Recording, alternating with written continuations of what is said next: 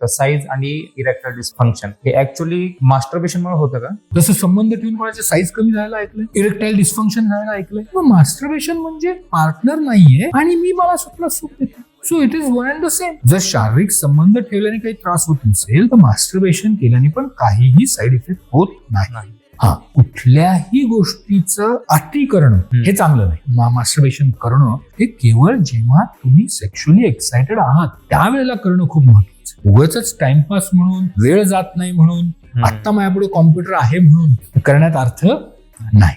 तसं केलं तर नक्कीच अडचणी निर्माण, पण फिजिकली कुठलेही दोष निर्माण होत नाही. जे दोष निर्माण होतात ते मानसिकतेमध्ये होतात.